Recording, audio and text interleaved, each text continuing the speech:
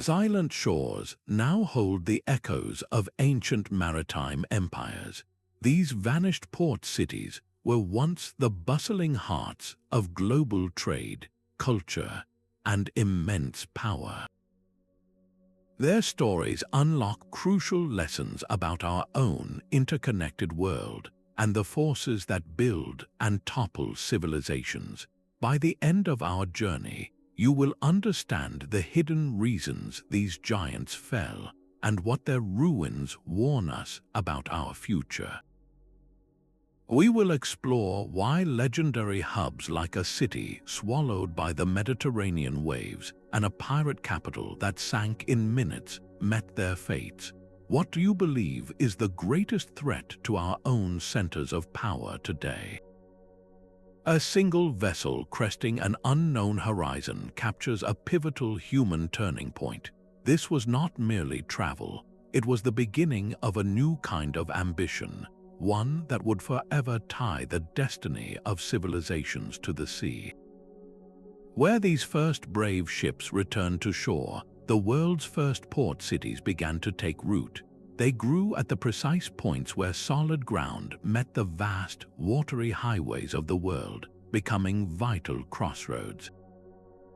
Here, more than just goods were unloaded from creaking hulls. Entire systems of knowledge, new technologies, and completely foreign customs arrived daily, transforming these harbors into the planet's original melting pots.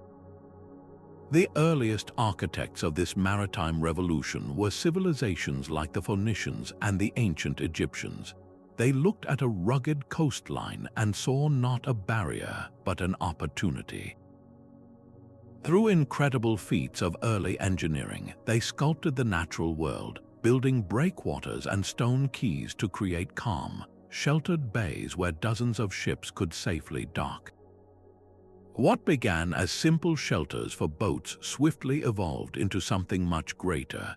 These engineered harbors became the bustling hearts of commerce and complex diplomacy, pulsing with an energy unlike anything seen before. Consider the ancient city of Byblos nestled on the coast of Lebanon.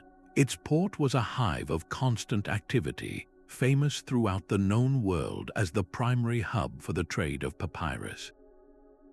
This valuable material, the very paper of the ancient world, was shipped from Byblos to distant lands.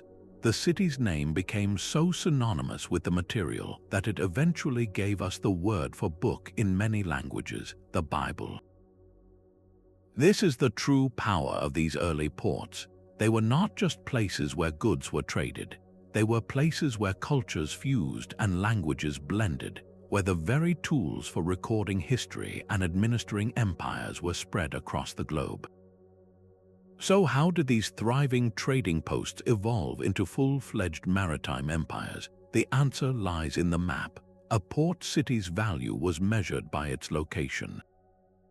Those situated at the crossroads of major sea lanes held a power far beyond their size.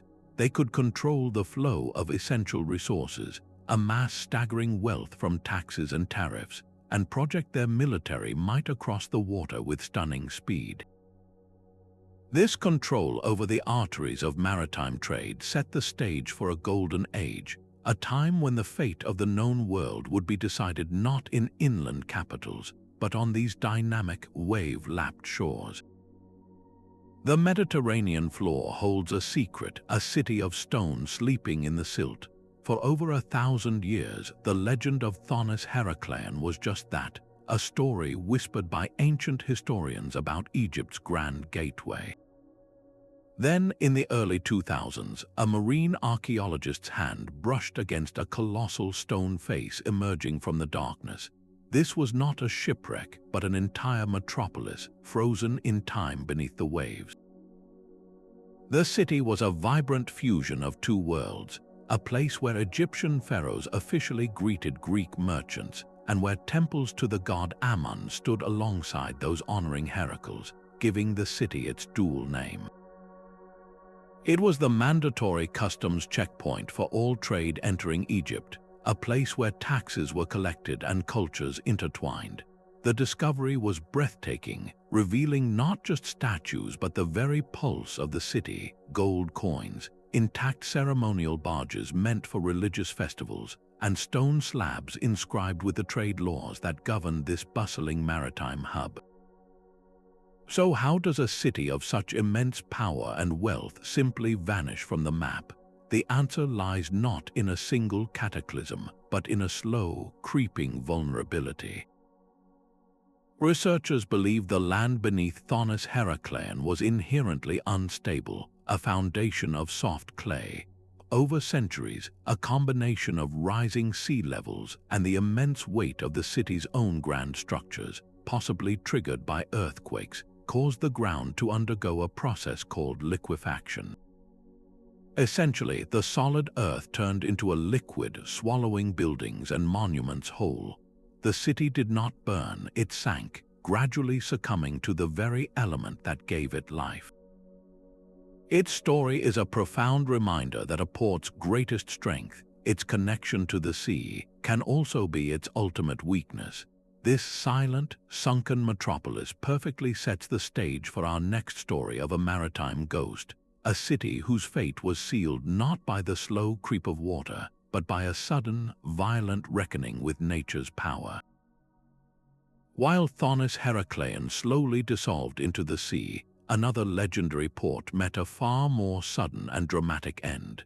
The scent of pepper and cinnamon once hung thick in the air at Muziris, a name that resonated across the ancient world as the very sea gate of the Silk Road.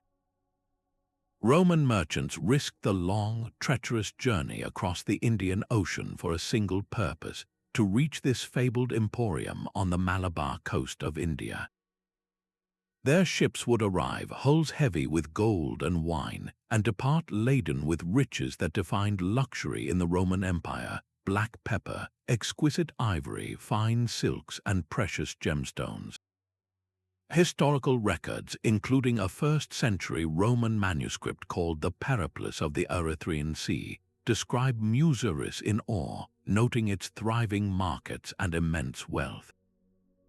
This was not an isolated dock. It was the central node in a vast global network, where goods from the entire Indian subcontinent flowed down the Periyar River to meet waiting international vessels. The city's power came from this perfect synergy: a deep water port open to the ocean, connected by a river highway to the interior's boundless resources. Yet this very river, the source of its lifeblood, would also seal its doom. In the 14th century, a catastrophic flood of unprecedented scale, possibly a cyclone or a tsunami, is believed to have devastated the region. The raging waters would have smashed the port's wooden wharves and warehouses, while the subsequent siltation from the river choked the harbor, rendering it useless for large trading ships. At the same time, broader geopolitical shifts were redirecting trade routes away from the region. The combined blow of a single environmental disaster and these slow economic reorientations was fatal. Muziris, once so vital it was marked on Roman maps, simply vanished, its precise location becoming a mystery for centuries. What does the fate of this riverine giant reveal? It shows that a port's greatest strategic advantage can become its primary vulnerability. A river connects you to a continent, but it also carries the very sediment that can bury you, and its waters can rise up with a fury that dismantles centuries of prosperity in a single season. The story of Muziris forces us to ask a difficult question about our own world. How resilient are the complex trade networks we depend on when faced with both sudden environmental shocks and the slow, inexorable currents of economic change? But the sea guard's even older secrets. Off the coast of southern Greece, the sunlight pierces the shallow, turquoise waters to illuminate a ghostly grid of stone foundations.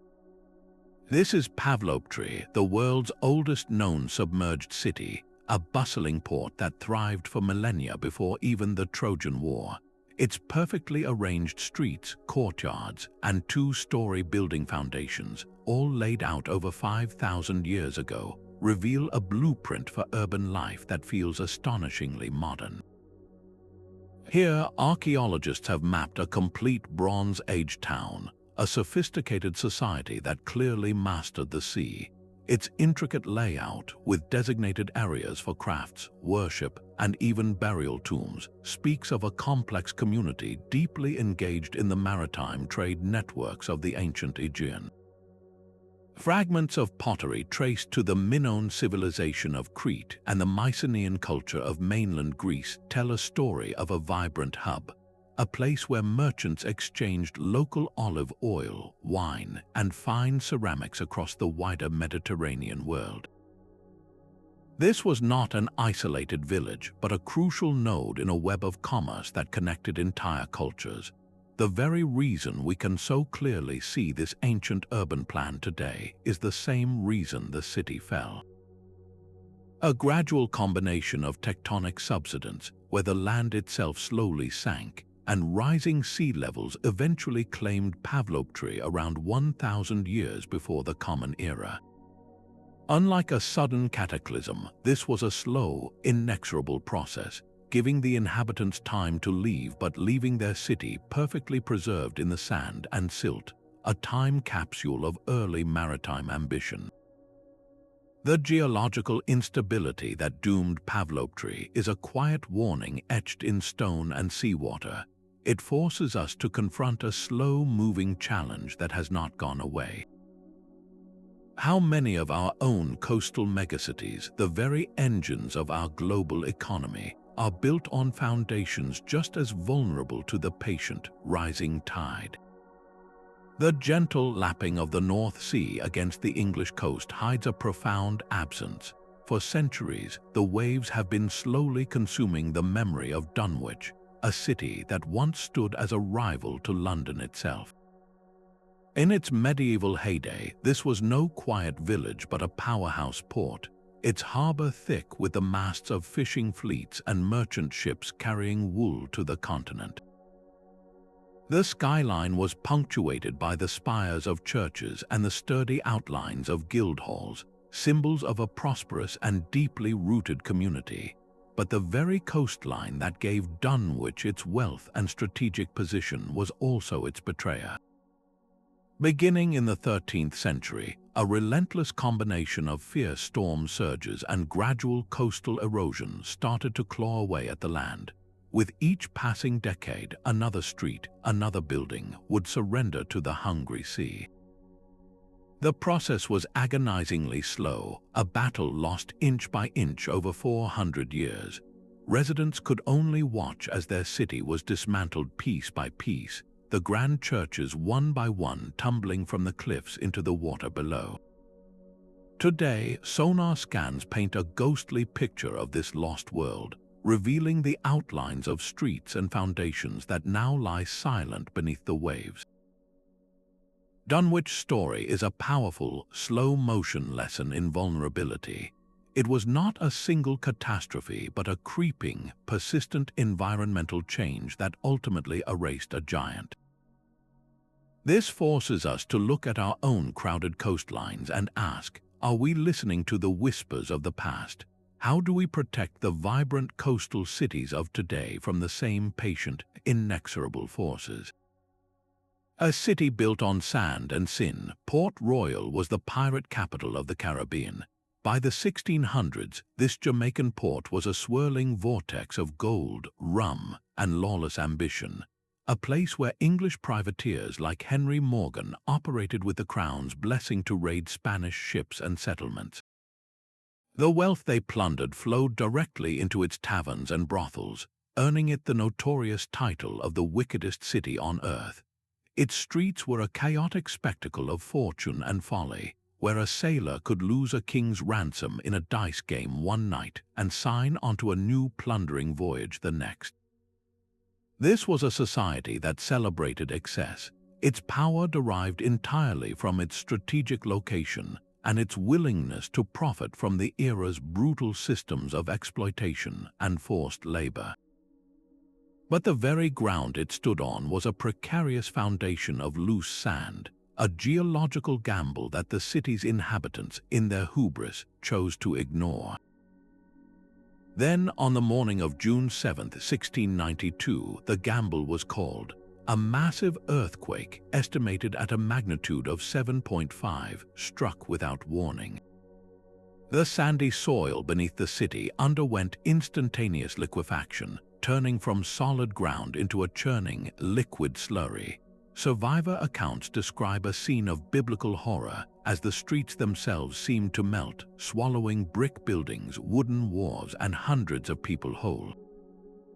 In a matter of minutes, 2/3 of the city simply slid into Kingston Harbour, the sea closing over its towers and taverns as if they had never been. For centuries, Port Royal existed only in those terrifying diaries and moralizing sermons that framed its destruction as divine punishment. Then, marine archaeologists began to probe the silt. They found a city frozen in a single moment, a time capsule of 17th century colonial life. The artifacts were startlingly ordinary, a silent testament to the lives interrupted, pewter plates set for a meal, clay pipes, and well-preserved weapons. Unlike the slow decline of Dunwich or Pavlopetri, Port Royal's end was swift and absolute, a stark reminder that the forces which enable a city's rise can also orchestrate its instantaneous collapse. Its story forces a difficult reflection, not on supernatural vengeance, but on the tangible consequences of building a society on foundations both morally and physically unstable.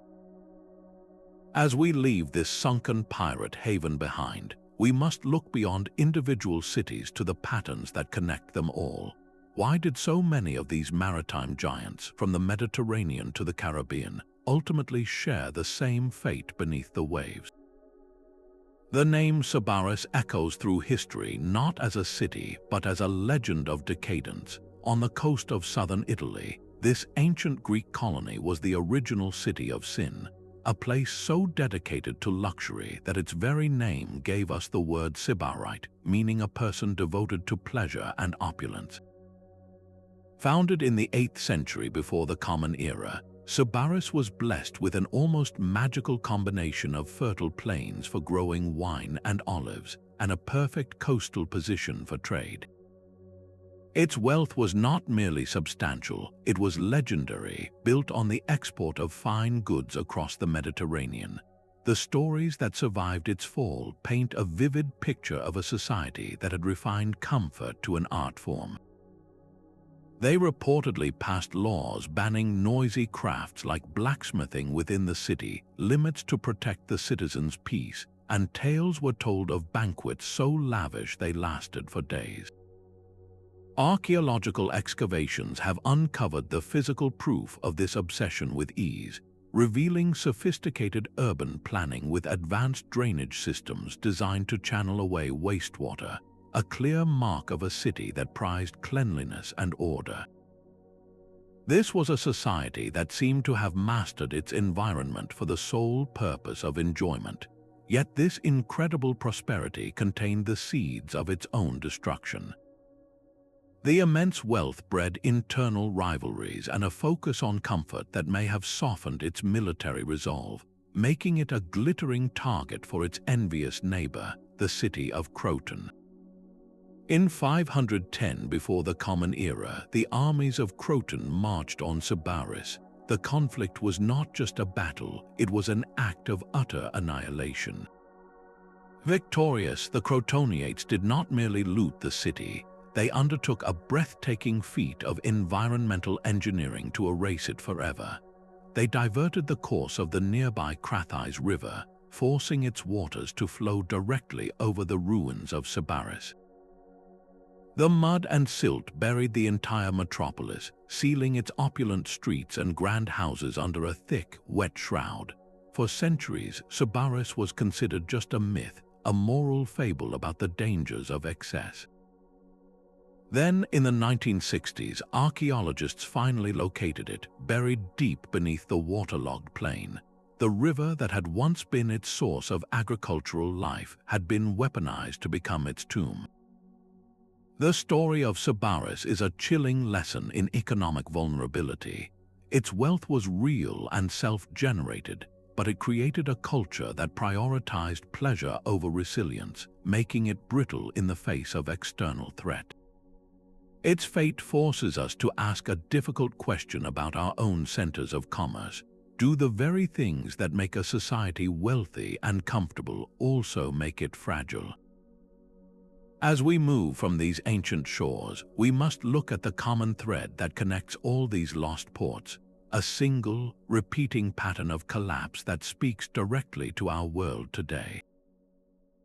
The ocean itself carved the temples of Mahabalipuram. Along India's Coromandel coast, the stone seems to have melted into the shapes of gods and mythical beasts, a breathtaking open-air gallery of Pallava artistry from the 7th century. Among these wonders stand the shore temple, its foundations perpetually kissed by the salt spray, a defiant sentinel against the tides. For centuries, local fishermen have passed down a legend of 7 magnificent pagodas that once lined this very shore, their towering gopurams acting as a beacon for sailors navigating the trade routes between India and Southeast Asia. The story claimed that all but one were reclaimed by the sea in a single, catastrophic flood. Modern research lends a startling weight to this ancient tale. Geological surveys and records of tsunamis point to a massive inundation event around the 13th century, one powerful enough to swallow entire sections of the city and its sacred architecture. The temples that remain above water are not just monuments, they are clues to a lost spiritual metropolis.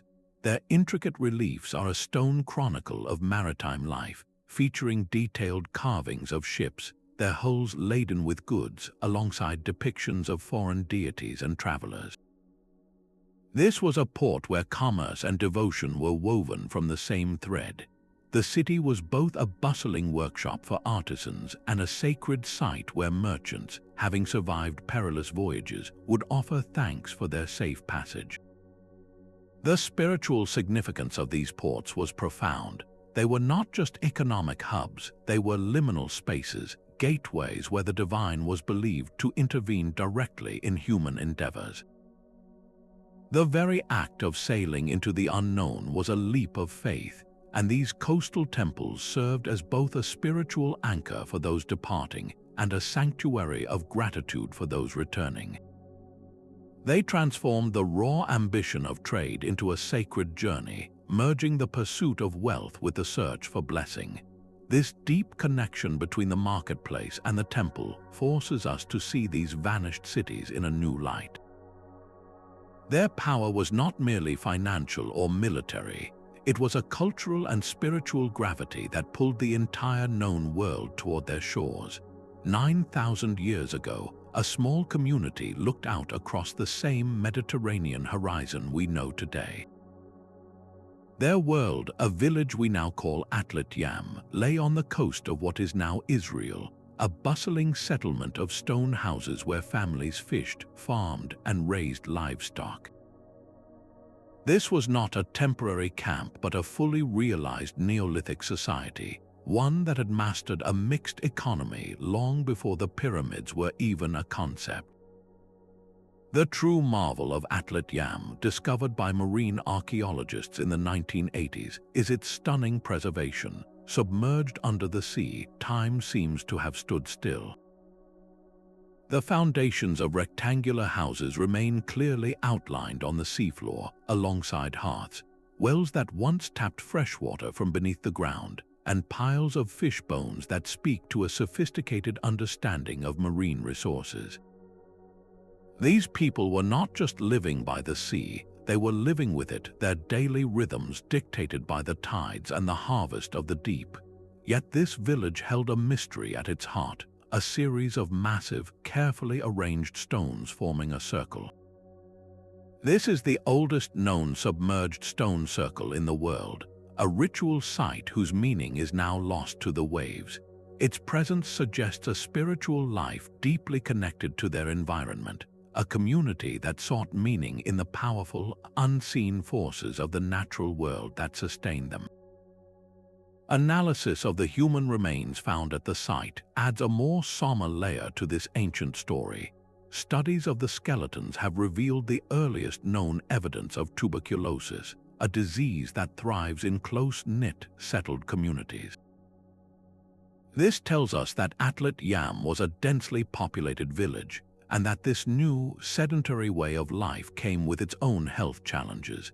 These were not just abstract hardships, they were the real struggles of a community learning to live together, facing illness and loss while building a society from the ground up. So how does a vibrant, established village simply end up at the bottom of the sea? The culprit was not a sudden cataclysm, but a slow, inexorable force that has shaped all of human history: climate change. As the last ice age receded, vast quantities of meltwater raised global sea levels in a process known as post-glacial sea level rise.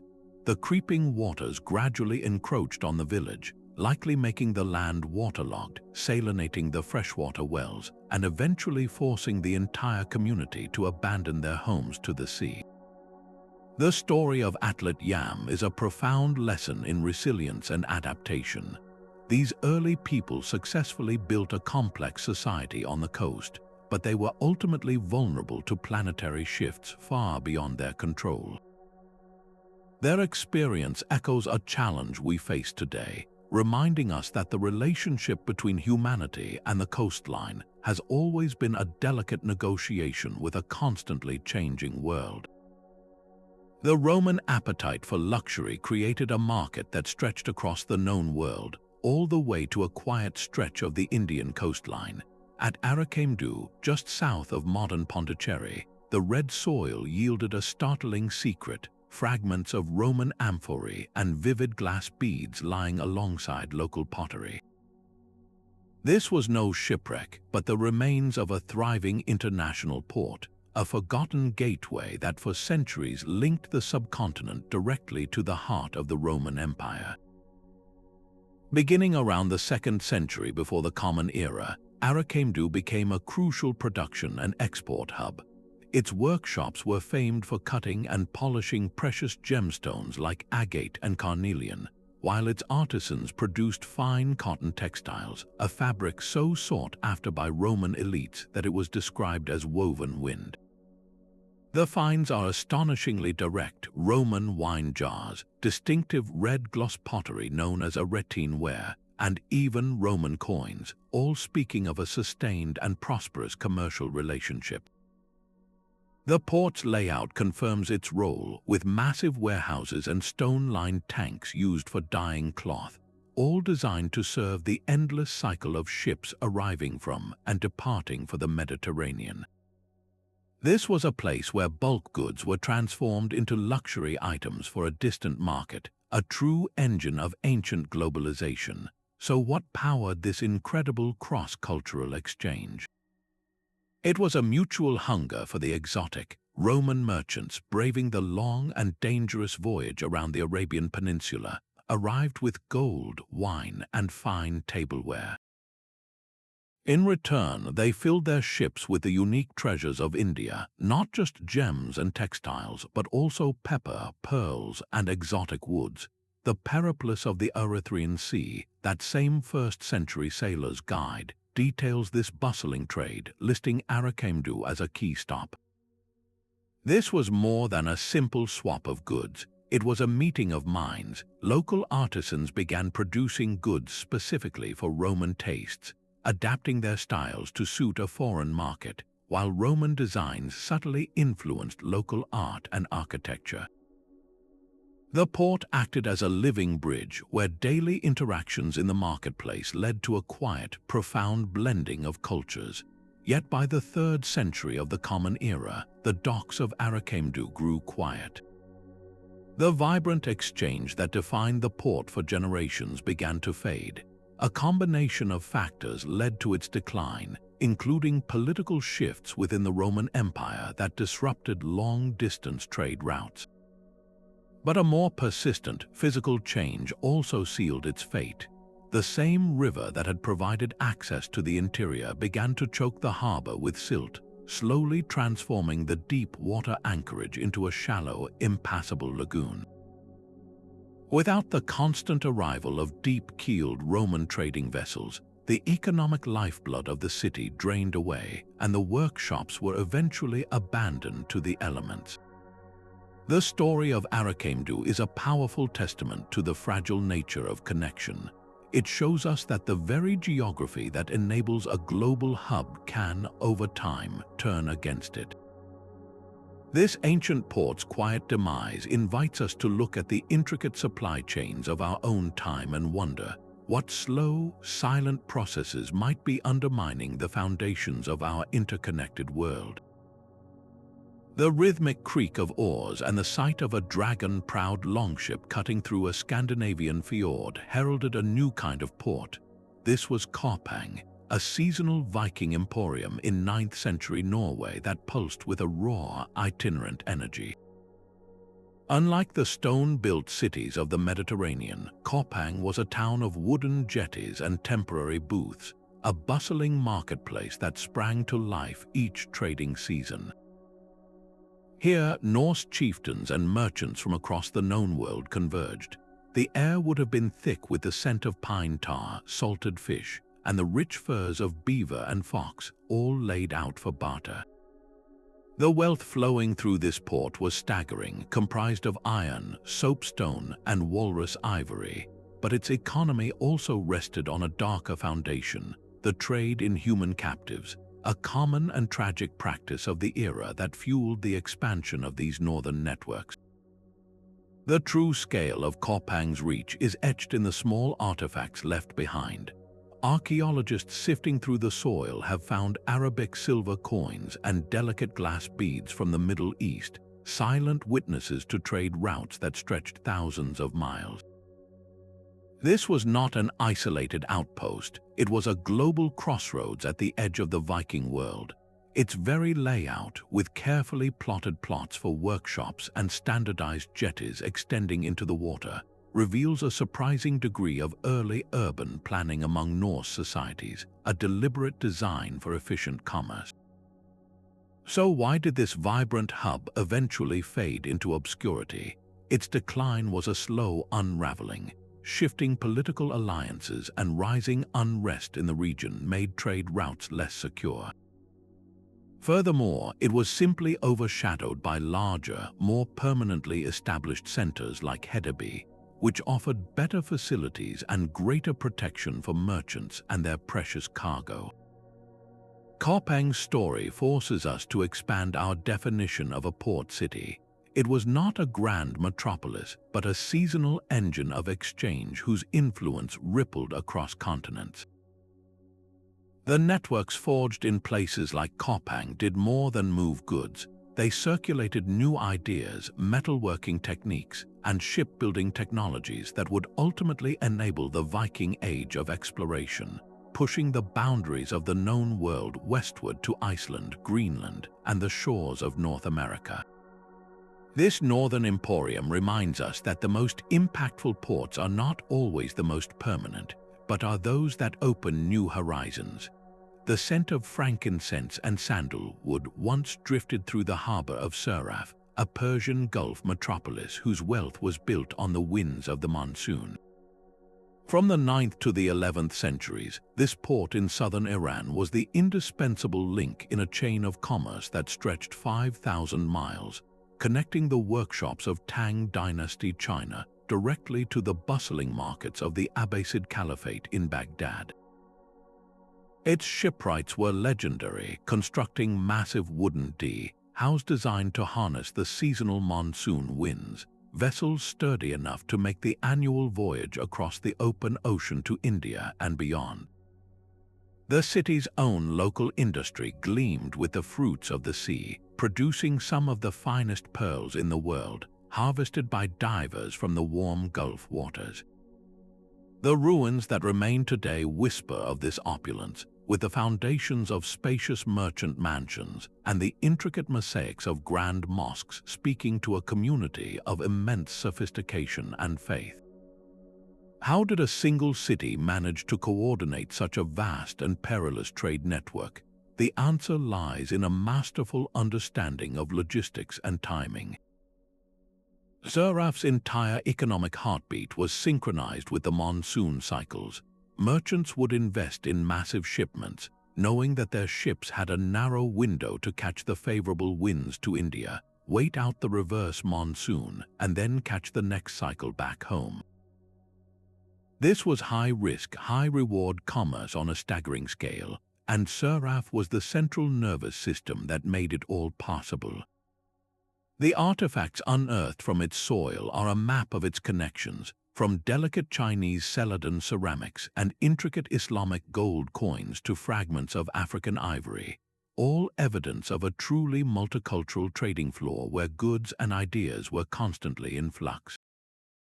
This cultural tolerance was not incidental, it was a core business strategy. To facilitate trade between vastly different civilizations, the city had to be a place where diverse merchants could feel secure in their contracts and respected in their customs.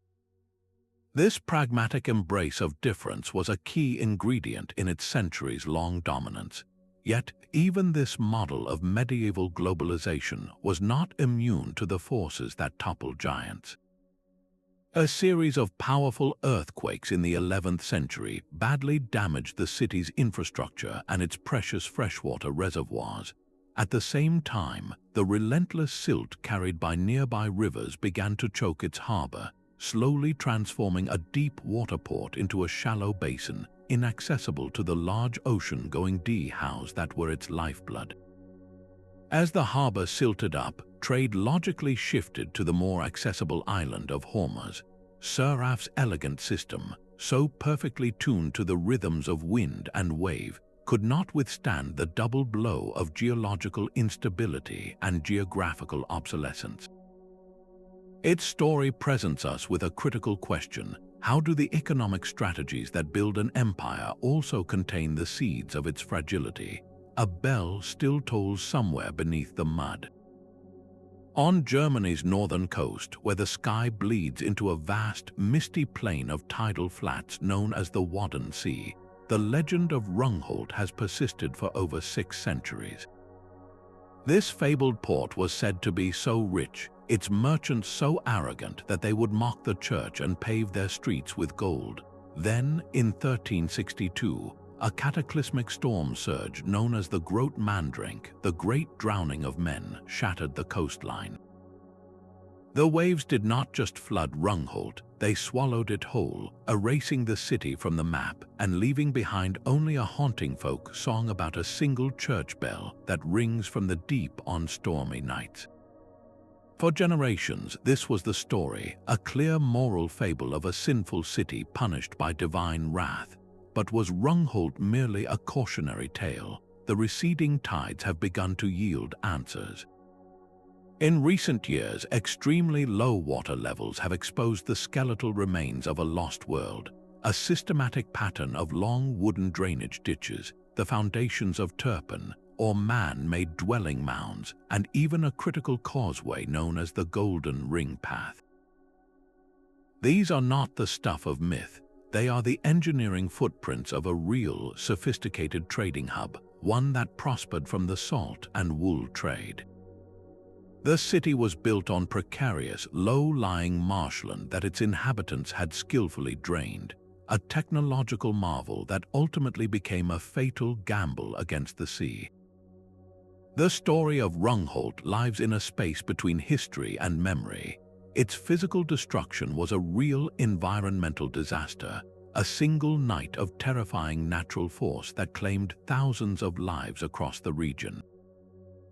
But its cultural afterlife, its transformation into the Atlantis of the North Sea, reveals something profound about how we process catastrophe. The legend provided a framework for understanding the incomprehensible, turning a random geological event into a narrative with meaning, a warning against hubris and moral decay. This blending of fact and folklore shapes our memory of every lost city, forcing us to ask what we truly uncover when we find their stones, the physical truth of their foundations, or the deeper human need to find a lesson in the ruins. A lone stone tomb stands against the Omani sky, a solitary monument to a city that once pulsed with life. This is all that remains of Qalhat, a port so vital that its name was carefully recorded by the legendary traveler Marco Polo.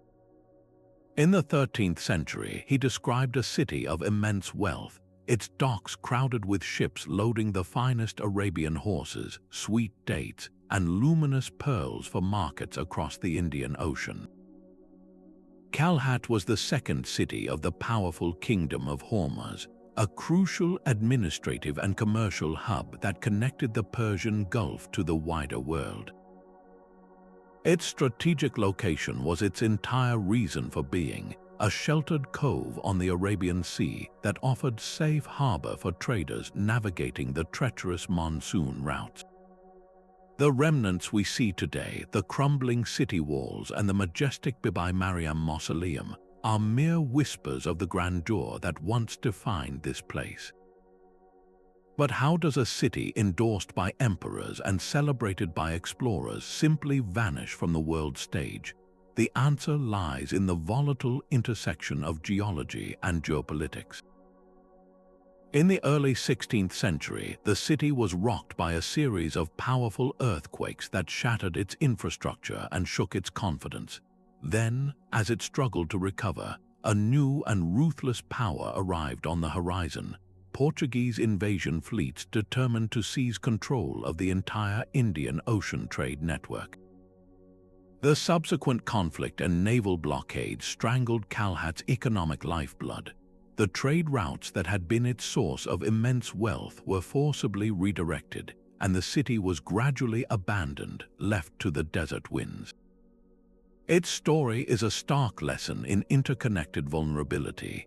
Qalhat's prosperity was not just built on its harbor, but on the stability of the entire regional political order. When that order collapsed under external pressure, the city's purpose evaporated. This forces us to look beyond maps and ledgers to the human decisions that shape history. How do the ambitions of distant empires reaching across the seas with armies and navies permanently rewrite the destiny of a thriving community?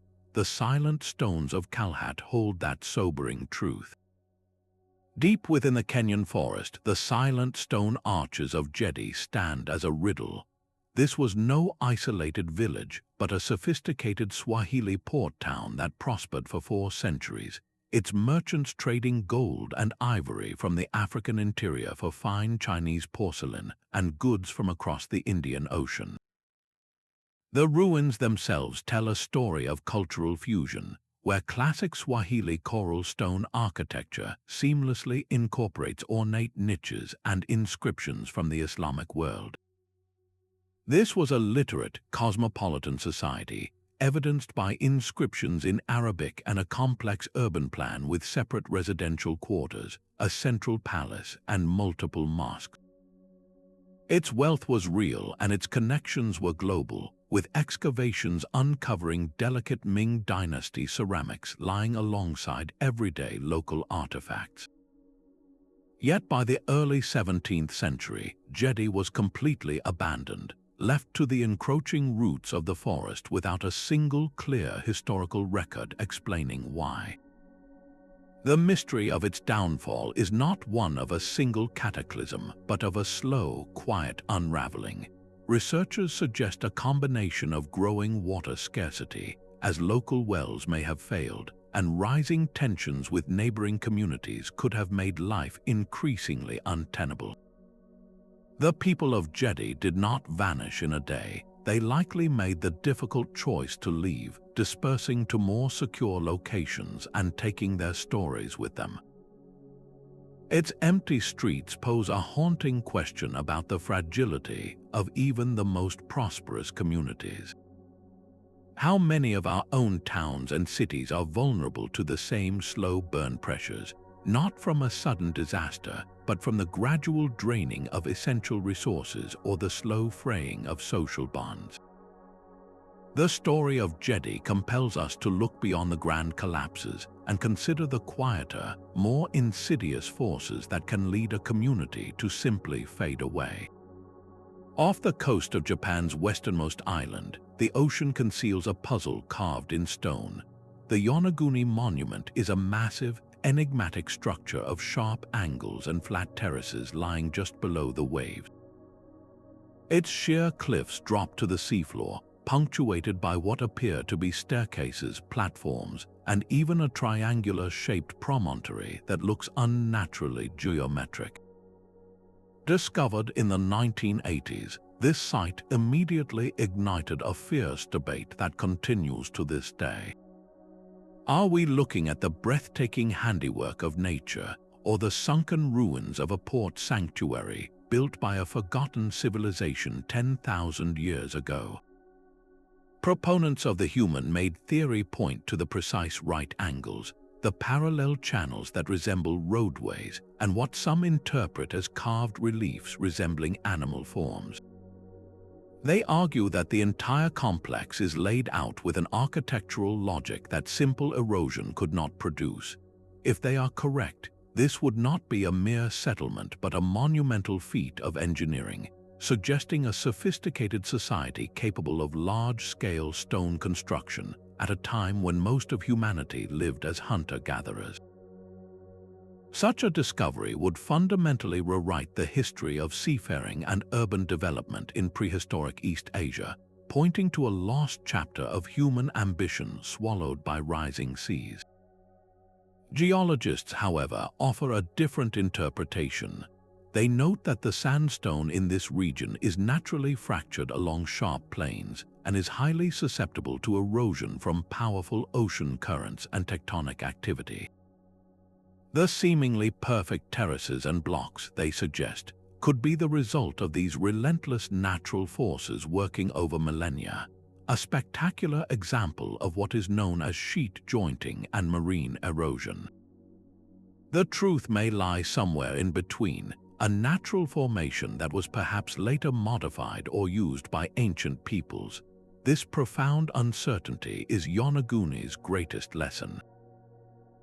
It forces archaeologists and historians to hone their skills in a discipline where the evidence is constantly blurred by water and time. How do we definitively distinguish a human terrace from a geological shelf, a carved step from a fractured stone? The monument challenges us to question our assumptions about the past and reminds us that the line between a natural wonder and a human artifact can be incredibly fine. It stands as a permanent question mark on the seafloor, a symbol of all the mysteries that the ocean still keeps. A prince's seal found far from home tells a story of distant authority. This small object, inscribed with the name of a Kievan Rus ruler, was unearthed near the Black Sea coast, a powerful clue pointing to the elusive port of Timutarakon. For 3 centuries, this settlement was the crucial hinge between two very different worlds. To its north lay the vast forests and river routes of the Viking-descended Rus, rich with furs, honey, and wax. To its south gleamed the golden domes of Constantinople, the capital of the Byzantine Empire, a center of unimaginable wealth and refined culture. Timutarakon sat precisely between them, a strategic outpost where northern raw materials were exchanged for southern silks, glass, and gold coins.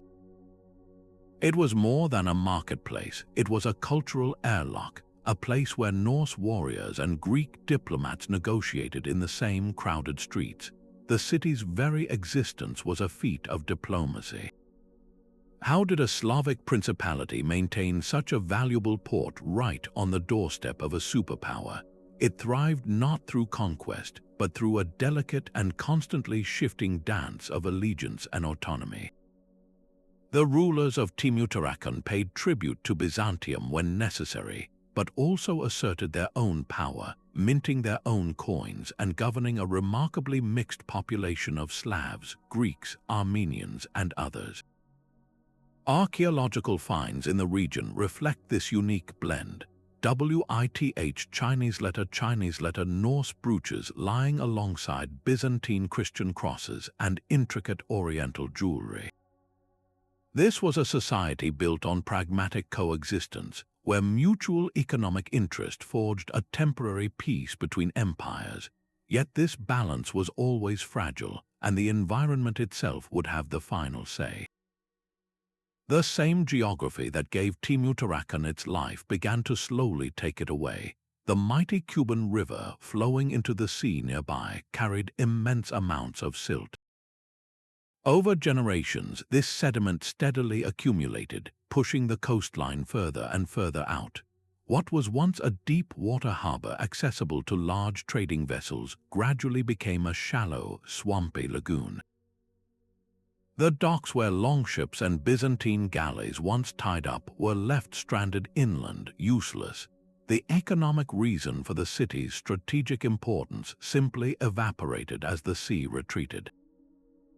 Trade routes shifted to more accessible ports, and Timuttarakan, starved of its lifeblood, faded from memory, its very location becoming a subject of scholarly debate. The story of this forgotten crossroads teaches us that the greatest threat to a hub of connection is not always war or politics, but sometimes the silent, patient work of a river. As we ponder this slow environmental transformation, we must turn our attention to the intricate human systems that try to prevent such fates, the fragile diplomatic webs woven to keep trade flowing between competing powers. Lothal's precise geometry rises from the dust of northwestern India, a city meticulously planned around a rectangular dockyard as early as 2,400 years before the Common Era. This was not a natural harbor adapted for use, but a fully engineered basin dug from the earth and lined with baked bricks to resist the water's wear. A marvel of early hydrology, it featured a unique inlet channel and a sophisticated system of lock gates made from wood and stone. These gates allowed the basin to be filled and emptied with the rhythm of the tides, enabling laden ships to enter at high tide, be repaired or unloaded in the calm, enclosed waters, and then float out again on the next high water. This was one of the world's first known dockyards designed for berthing and servicing deep draft vessels, a testament to an astonishingly advanced understanding of maritime engineering. From this orderly port, ships heavy with vibrant carnelian beads, finely woven cotton textiles, and ivory set sail for the distant civilizations of Mesopotamia, connecting two great cradles of civilization across the Arabian Sea.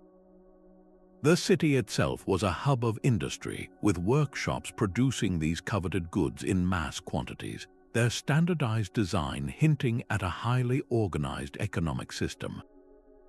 This organization is confirmed by the small, everyday artifacts left behind, carefully carved ceilings used to mark bundles of goods, and a system of standardized cubical stone weights.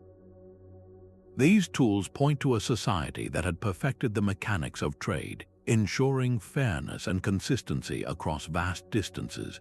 So what innovations truly set Lothal apart? It was a pioneer in turning the challenge of the tides into a tool. The engineered dock was a solution to the shallow, shifting coastlines of the region, creating a permanent, reliable haven for ocean-going ships where nature had not provided one. This was early civilization taking conscious control of its maritime destiny. Yet, this very mastery over water would ultimately be challenged by water's uncontrollable power. Around 1900 years before the Common Era, the same environmental shifts that contributed to the wider Indus Valley civilization's decline began to affect Lothal. Evidence suggests a series of powerful floods, possibly linked to changes in the course of the nearby river, repeatedly inundated the city. The precise dockyard, its brick walls scoured by silt and debris, was eventually choked and abandoned. The story of Lothal is a powerful paradox, a place where human technological brilliance collided with the immense forces of a changing climate. its legacy underscores a timeless truth that the very innovations which enable global connection can be rendered obsolete by the shifting environment they depend upon. The relentless waves of the Black Sea have been slowly carving away at the peninsula of Nesebar for centuries. This sliver of land, adorned with the dark wooden frames of its traditional houses and the domed silhouettes of Byzantine churches, has been a vital port since Thracian tribes first settled here. Known in antiquity as Mesembria, it grew into a prosperous Greek colony, its warehouses brimming with amphorae of local wine and sacks of golden wheat destined for markets across the ancient world. Its strategic position made it a prize for every subsequent empire, from the Romans to the Bulgarians and finally the Ottomans, each layer of history leaving its mark in the stone of a church wall or the foundation of a fortress. Yet the greatest conflict has not been between empires but between the city and the sea. Erosion and rising waters have steadily reduced its land area, swallowing entire ancient quarters and forcing its inhabitants to constantly adapt their home. The very streets once walked by Greek merchants now lie submerged just offshore, a visible timeline of the encroaching deep. So how has Nesebar defied complete disappearance where so many other ports have vanished? Its secret lies not in resisting the sea, but in a profound resilience, a continuous, stubborn act of reinvention. While sections were lost, the community persisted, building upon the ruins of previous generations, converting Byzantine churches into Ottoman mosques and later into museums, each adaptation a testament to its enduring spirit. This is not a city frozen in a single moment of glory, but a living chronicle of survival.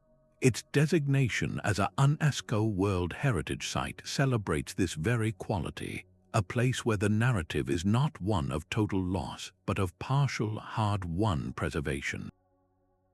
Nesebar offers a crucial counterpoint to the tales of sunken metropolises, a quiet hope that some communities, through sheer tenacity and adaptability, can learn to live with the changing tides. A single night in the year 373 before the Common Era sealed the fate of a city. Helike, a powerful maritime ally of Athens, was a bustling port on the Corinthian Gulf, renowned for its worship of Poseidon, the god of the sea and earthquakes. Then the earth shook with unimaginable violence. A massive earthquake was followed almost instantly by a devastating tsunami from the Gulf. The land beneath Helike, weakened by the tremors, liquefied and gave way.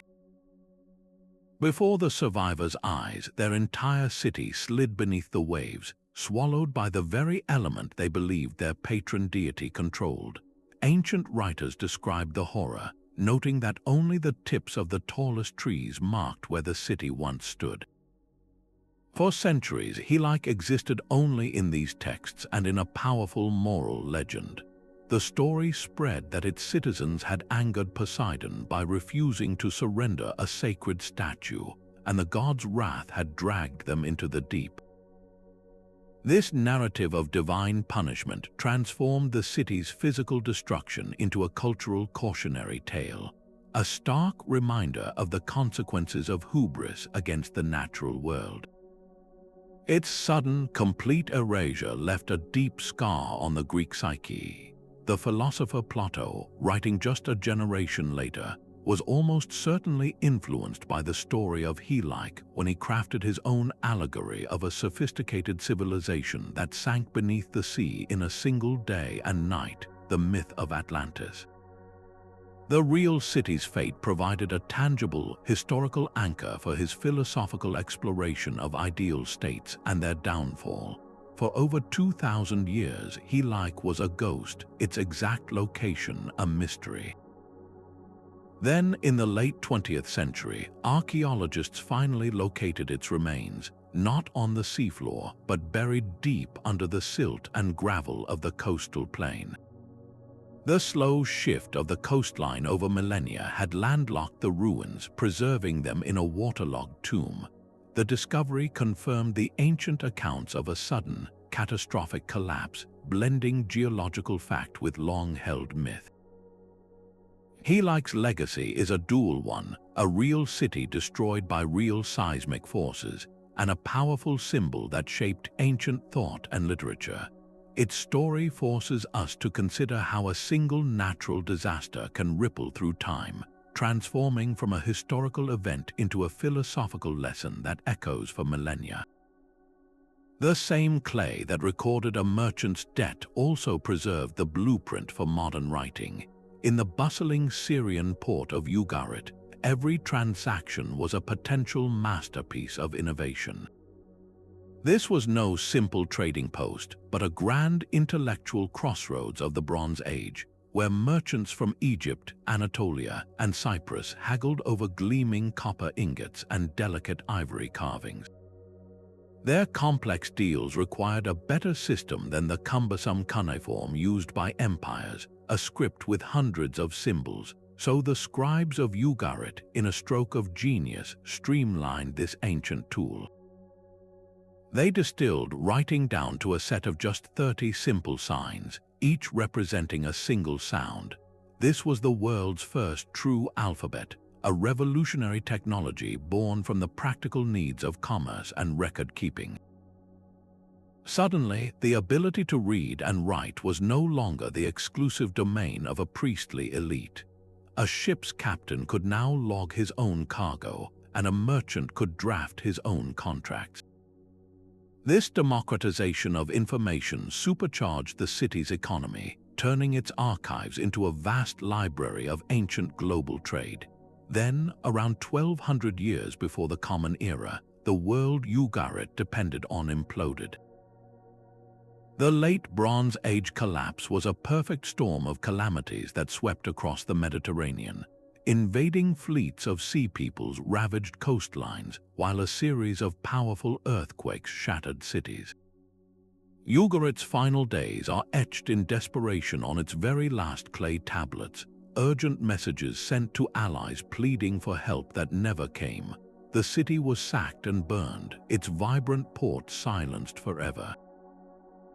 Yet in its ashes we find its greatest legacy. The alphabet developed for shipping invoices did not die with Ugarit. It was adopted and adapted by neighboring cultures, most notably the Phoenicians, who spread it across the known world. The letters you are reading right now are the direct descendants of that Syrian innovation. This forces us to reconsider what truly makes a port city powerful. It is not just the wealth that flows through its docks, but the ideas that are born there. Ugarit's story shows that the most enduring export of any great hub of connection is not a material good, but a tool for thought itself. How many other foundational aspects of our culture were forged not in isolated capitals, but in these dynamic, wave-lapped marketplaces where the whole world met? A golden bee pendant, its wings delicately filigreed, lay undisturbed for millennia in the soil of a tiny island. This was Mochlos, a Minoan port off the coast of Crete that thrived as a commercial hub for over 2,000 years. From as early as 3,000 years before the Common Era, its artisans crafted exquisite stone vases and intricate jewelry, goods that were traded across the Aegean to the Greek mainland and as far as the royal courts of Egypt. The island's location was no accident. It was a strategic waypoint in a vast maritime network, a place where raw materials were transformed into objects of luxury and power.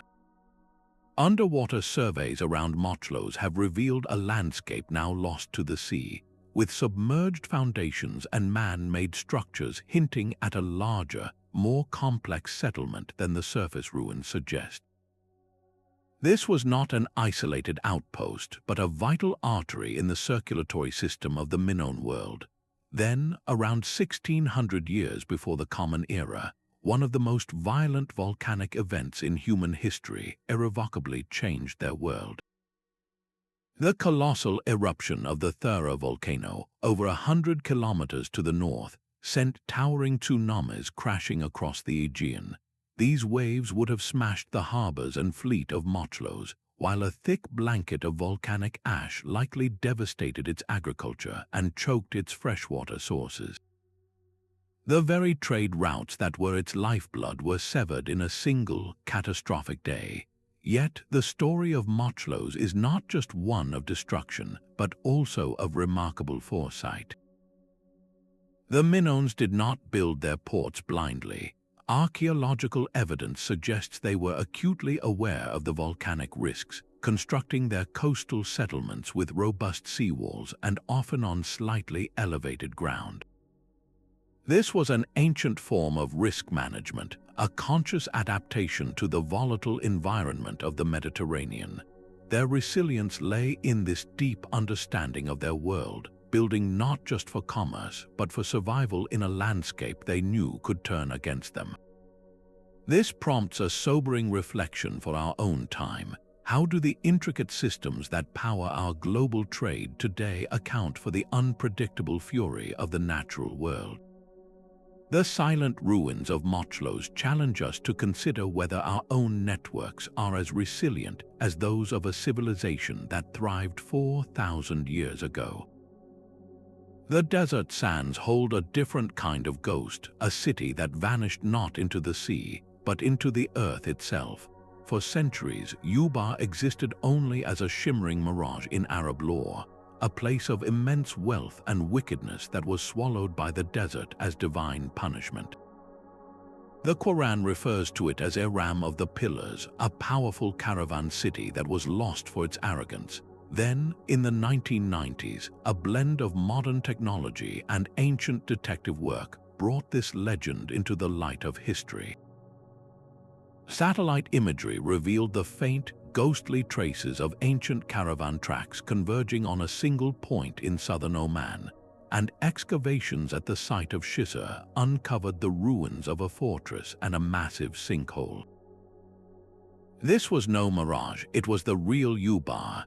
The city's incredible power came from its command over a single, precious commodity, frankincense.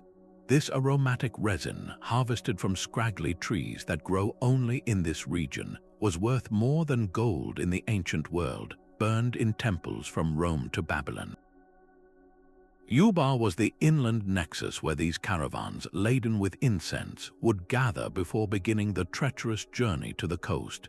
Its story fundamentally reshapes our understanding of a port. A maritime hub cannot exist in isolation. It is the endpoint of a vast terrestrial network. Yuba was the desert anchor for ports like Submerged, a coastal city built specifically for exporting frankincense. The wealth of the sea depended entirely on the organization of the land. So how does such a critical node simply collapse? The answer lies in a slow, self-inflicted crisis. The city's existence in such an arid environment depended on a fragile water source, a vast underground limestone cavern that provided a natural reservoir. Researchers suggest that over centuries, the inhabitants overused this water, possibly for irrigating crops to support the growing population. This over-extraction, combined with the natural shifts in trade routes away from the region, likely caused the cavern's roof to collapse, creating the massive sinkhole that consumed parts of the city. Yuba did not fall in a day. It sank gradually as its own lifeline gave way. Its fate is a stark lesson in resource management, a reminder that the most strategic location is meaningless without a sustainable source of life. The silence of Yuba's ruins asks us a pressing question about our own global systems. How many of our modern hubs are built upon resources we are quietly, steadily draining? The quiet waters off Actium hold a stillness that belies their violent past. Here, in 31 years before the Common Era, the fate of the Roman Empire was decided not on land but at sea. The fleets of Octavian and Mark Antony clashed in a monumental confrontation, a battle fueled as much by political ambition as by military strategy. Octavian's victory was crushing, leading to the retreat and eventual passing of Antony and his ally Cleopatra. This single engagement did more than decide who would rule Rome. It fundamentally redirected the flow of maritime power. Actium had been a crucial naval base, its harbor supporting the war efforts of Antony and Cleopatra, a hub of military logistics and warship construction. Yet its prominence was fleeting. In the battle's aftermath, the triumphant Octavian founded a new city nearby, Nicopolis, meaning city of victory, and actively promoted its growth. As this new center flourished, drawing people and trade, Actium's strategic reason for being simply faded. Its harbor, once bristling with military might, gradually reverted to a quiet backwater, its importance slowly eroding just as the coastline itself has been claimed by the sea over centuries. The story of Actium forces us to confront a powerful truth. A port's destiny is not written solely in its geography, but in the volatile ink of political choice. A single battle, a shift in imperial favor, can drain the life from one harbor and bestow it upon another. How many other bustling ports have been rendered obsolete not by silt or storm, but by a treaty signed or a throne usurped? The legacy of Actium shows that the most dangerous waves are often those of political upheaval, capable of redirecting the currents of history and leaving once great ports stranded in their wake. The flow of the Ganges once carried more than just sacred water. It was the very bloodstream of an empire. On its fertile banks stood Pavlopetri, the magnificent capital of the Mauryan dynasty, a city whose power was measured by the endless river traffic moving from its docks. This was not a coastal harbor but a riverine port of staggering scale, a vast inland hub where spices, fine textiles, and precious stones were loaded onto flat-bottomed boats. These vessels would then begin the long journey down river, navigating the shifting channels of the Ganges to reach the Bay of Bengal, from where their goods would sail to distant worlds. Under the reign of the Emperor Ashoka in the 3rd century before the Common Era, Pavlopetri was the administrative heart of a territory spanning almost the entire Indian subcontinent. Its wealth and organization were so renowned that they drew the attention of foreign diplomats. Ambassadors from the Greek kingdoms to the west left detailed accounts of a city protected by massive wooden walls and governed with a meticulous bureaucracy that tracked everything from trade revenues to the maintenance of public wells. The port was the engine of this immense system, a place where imperial authority and commercial ambition met at the water's edge. Yet the river that gave Pavlopetri its life was also a constantly changing landscape. The Ganges, like all great rivers, carries immense amounts of silt from the Himalayas, depositing it along its course in ever-shifting sandbanks and deltas. Over centuries, this relentless process of siltation began to choke the navigable channels near the city. The river's course itself slowly migrated, leaving the once bustling docks farther from the main flow of water. The deep draft vessels that once connected the capital directly to the sea could no longer make the journey, forcing merchants to transfer their cargo to smaller, more numerous boats. This was the quiet, creeping challenge faced by all great river ports, a slow environmental shift that could strangle trade as effectively as any blockade. The gradual loss of its direct maritime link did not, however, spell the end for Pavlopetri. The city demonstrated a remarkable capacity for reinvention. Its role as a political and cultural center was so deeply established that it simply evolved, its economic focus shifting from long-distance maritime trade to regional river commerce and its administrative functions. It persisted as a major inland city for centuries, a testament to urban resilience. The story of this ancient capital compels us to look beyond the coast. How do the vital connections that define a city change when the landscape itself refuses to stay still? Pavlopetri's long transition from a global port to an inland powerhouse reveals that a city's true legacy is not always written in its original function, but in its enduring ability to adapt. Silver was the measure of its legend. At the far western edge of the known world, where the Mediterranean met the Atlantic, Greek poets spoke of Tartessos, a port of unimaginable wealth ruled by a king so generous he gave Hercules a herd of magical cattle. This was not just a fable. For centuries, this civilization in southern Spain was the primary source of silver for the entire Mediterranean, its mines fueling the economies of the Phoenician traders who established a permanent presence there around 1,000 years before the Common Era. Tartessos was the original El Dorado of the West, a real place shrouded in epic myth. Its merchants did not just trade in raw metal, they produced exquisite works of art, ornate gold jewelry, and intricate silver bowls that fused local styles with Phoenician techniques, creating a unique cultural blend. The archaeological evidence for this lost kingdom is tantalizing but fragmented. A treasure hoard found in a field, a piece of fine pottery pulled from a riverbank. These clues point to a sophisticated society with its own language and writing system, one that remains only partially deciphered today. So why has no one ever found the great city itself?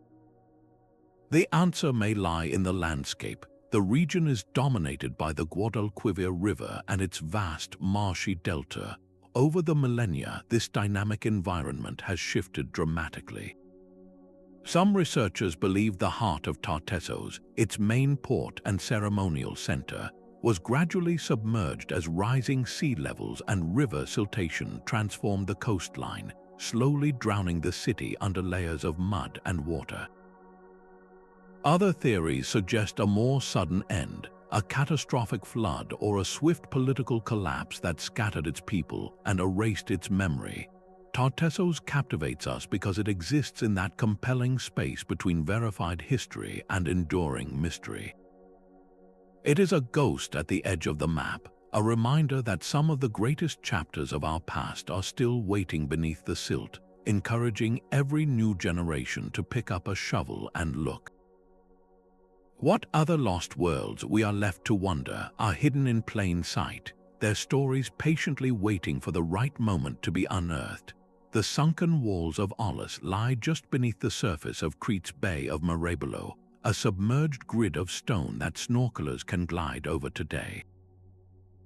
This was no isolated village, but a prominent Dorian port whose prosperity was built on trade and its own minted coinage, a sign of significant economic independence. For centuries, its docks were a familiar sight for ships crisscrossing the eastern Mediterranean. Then, around the 2nd century of the Common Era, a series of powerful earthquakes struck. The ground beneath the city gave way, and the waters of the bay quietly reclaimed the land, leaving only the stark foundations as a memorial.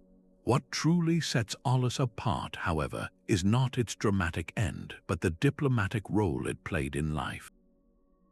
Stone inscriptions recovered from the site detail intricate treaties struck with neighboring powers, including the mighty city of Rhodes.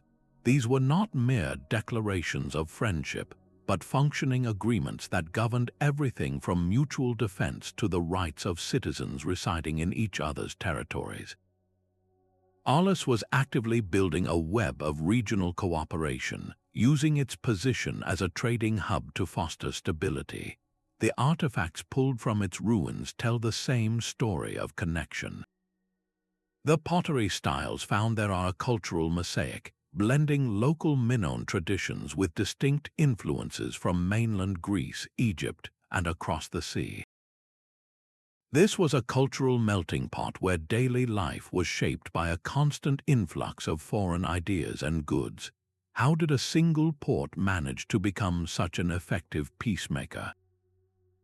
Its power came from shared interest. In a world of rival city-states, Aulis offered a neutral ground where mutual economic benefit outweighed the temptation of conflict. Stability was good for business, and its leaders understood that their wealth depended on safe passage for every merchant's vessel. regardless of its origin. The legacy of this sunken city challenges the notion that ports are only centers of commerce or military ambition. They can also be the birthplaces of diplomacy, the quiet engines of peace built on the pragmatic need to keep trade flowing. As we prepare to draw together the threads from all these vanished cities, the story of Aulis offers a crucial, hopeful counterpoint, a reminder that connection can build bridges as easily as it can foster rivalries. The silent stones of these lost cities speak a universal language of ambition and fragility. From the sunken statues of Thonis Heracleion to the eroded shores of Dunwich, their stories are more than historical footnotes. They are profound lessons etched in water and silt. These were not merely economic engines, they were the very crucibles of culture where ideas sailed as freely as goods, forging new languages, beliefs, and technologies that shaped civilizations across millennia. They teach us that a city's greatest strength, its connection to the wider world, is also its primary vulnerability, a delicate balance between human ingenuity and the immense, untamable forces of nature. As we navigate our own era of climate change and complex globalization, their collective memory urges us to build resilient and inclusive communities, to honor our shared heritage, and to recognize that the fate of our coastal hubs is deeply intertwined with the health of our planet. Let these silent ruins inspire you to learn more, to protect our vulnerable coasts, and perhaps to feel the pull of the next great maritime mystery waiting to be uncovered. Which of these vanished ports resonates most deeply with you? Share your thoughts in the comments and subscribe to journey deeper into history's hidden tides.